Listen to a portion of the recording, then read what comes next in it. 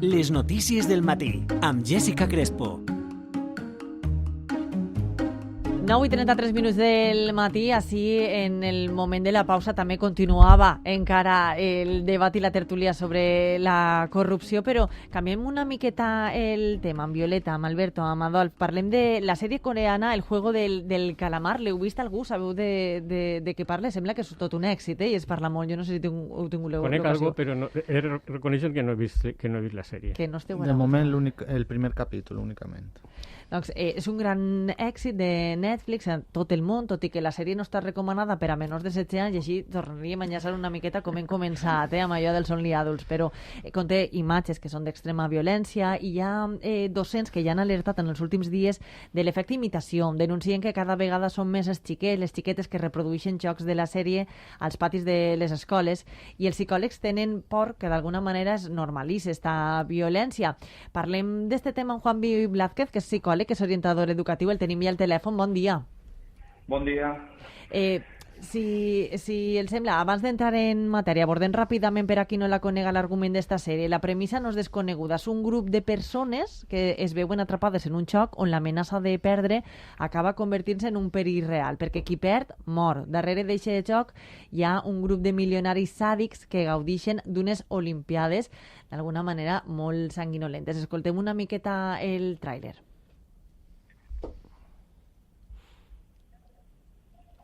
No tenim preparat ara aquest àudio. Juanmi, continuem endavant, no passa res. L'argument està contat.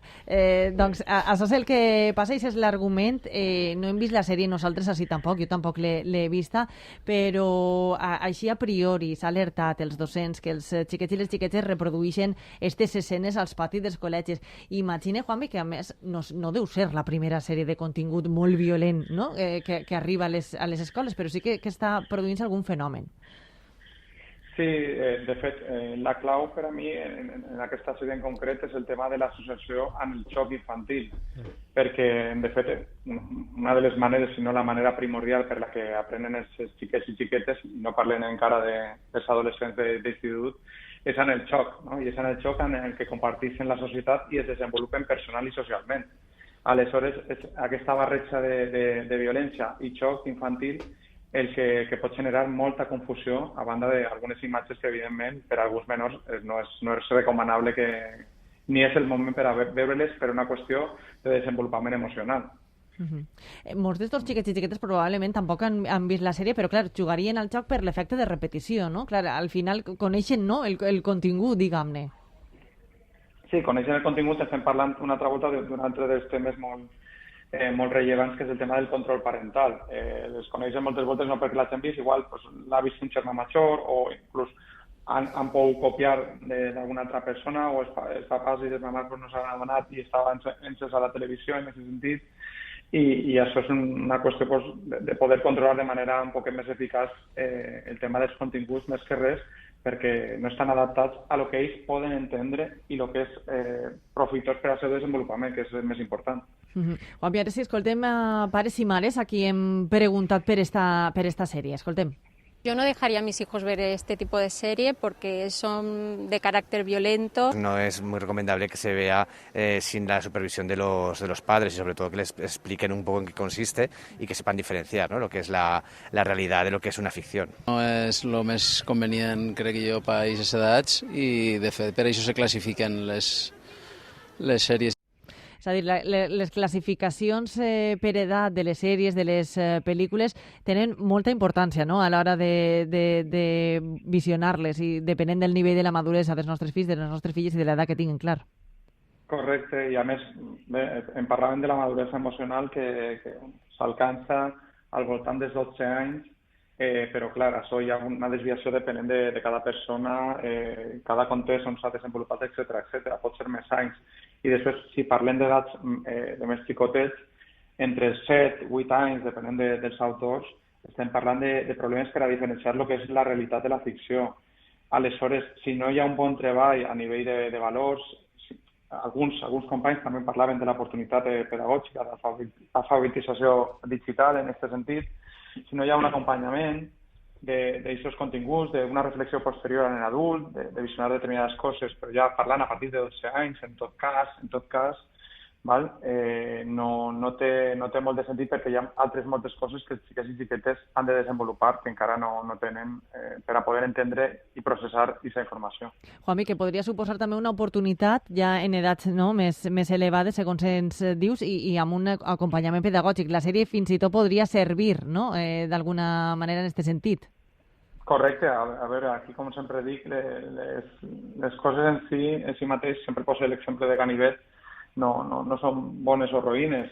L'ús que li dones al final va ser profitós o no. Si tu l'aprofites per a fer una reflexió, per a entendre el que és la violència, per a veure com veu aquesta violència, aquesta persona, tu l'acompanyes, li dones el teu punt de vista, hi ha un ensenyament, ahir evidentment no es tracta de que no vegin les coses, sinó d'aprendre, però la realitat moltes voltes és que el visionat d'imatges pels menors no està controlat pels adults i és el que pot ser a la llarga en una acumulació i depenent del context, si el context s'acompanya a nivell que és un context violent o una realitat personal del xiquet o de la xiqueta complicada, doncs ja pot arribar a altres coses. De moment per si a soles la sèrie no, però el problema és el que pot esdevindre la sèrie i més coses més que estiguen associades. Juanmi Blázquez, moltes gràcies per atendre la nostra telefonada. Com sempre, un plaer escoltar-te. Igualment, un plaer i un abraç a tots. Adéu, bon dia. Adéu. Relacionat amb això del juego del calamar, hi ha dos notícies també que en les últimes hores estan molt relacionades. El cas que preocupa a hores d'ara estaria a Londres. La policia investiga una competició convocada per xarxes on el guanyador s'emporta 10.000 lliures i, segons la nota, els que no superen els diferents reptes són eliminats amb un tir a la cara amb una pistola d'aire comprimit. Això seria una espècie de torneig que s'està organitzant. I després també a Corea, que un hotel ha anunciat els seus propis jocs del calamar. Clar, en l'argument de la sèrie l'hem contat, els gerents de l'hotel han rebatejat el concurs com els Jocs Sants per evitar qualsevol possible demanda per part de la plataforma de vídeo en streaming. Han emplaçat a un total de 500 persones el 24 d'octubre en un bosc de pins que es troba enfront de l'hotel per a lluitar per un premi de 5 milions de wons coreans. Això sí, la diferència, si no seran assassinats, evidentment, si perden, se'ls eliminarà, però vaja, això provaria també que els adults també ens agrada jugar com a xiquets, encara que tenim, o se'ns pressuposa una maduresa, no?, que els xiquets i les xiquetes no tenen. Obrim altre debat vinculat amb el que començàvem i és si estem acostumant els nostres fills a veure imatges o sèries molt violentes, com és de difícil també controlar-ho de vegades. Jo crec que ahir de tot hi ha un component important i és Àsia, és la cultura asiàtica i un poc algunes característiques molt traumàtiques d'aquesta cultura, perquè estem parlant és que jo estic molt admirat del cine que s'està fent en Corea del Sud, me pareix un cine impressionant i està tenint molta entrada a Occident, però si ens fixem, en Japó també passa, i aquesta barreja entre lo infantil i lo violent i lo adult, hi ha com una barreja cultural molt poderosa i s'ha parlat moltes vegades, el manga i altres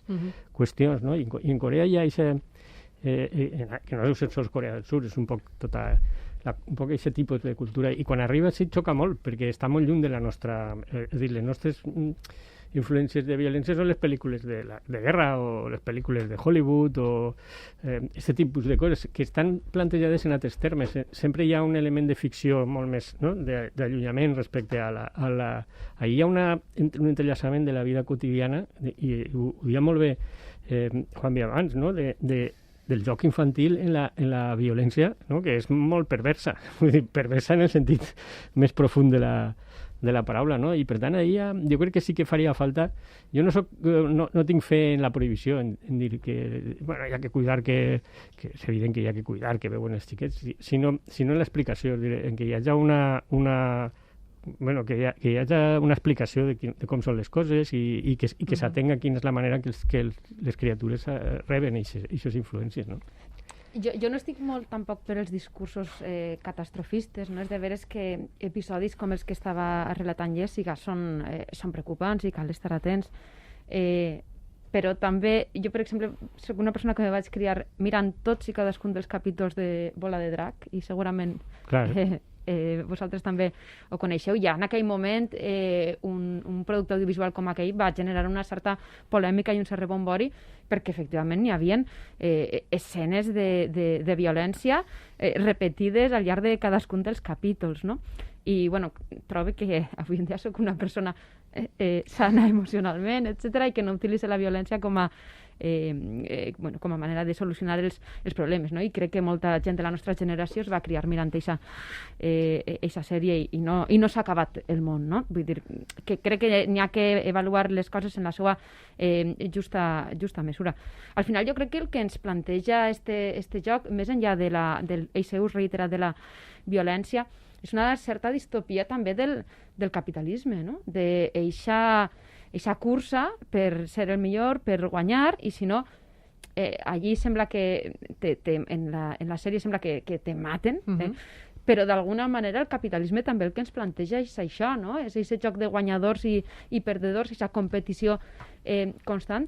Aleshores, jo crec que, efectivament, com deia aquest expert, vista amb ulls crítics i amb la maduresa emocional suficient, i no és la mateixa la que té una criatura de 6 anys que una que té la de 12, pot tindre un contingut que siga profitós. Clar, el problema dels xiquets, pues, efectivament, és que socialitzen, estic segura que molts xiquets no han vist aquesta sèrie, però que després quan les relacionen, pues, aquesta violència malentès, aquest argument malentès pot portar a conseqüències que són indesitjables i a episodis que poden ser traumàtics, no?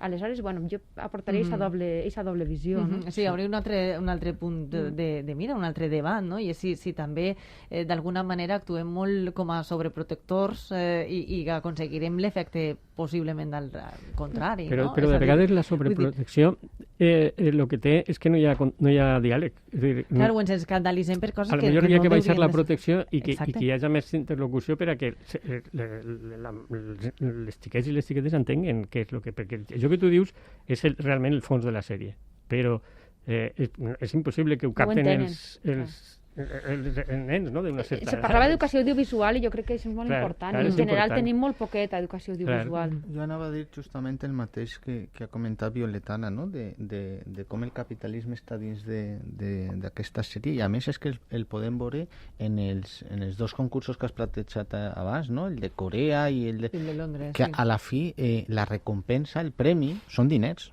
Sí.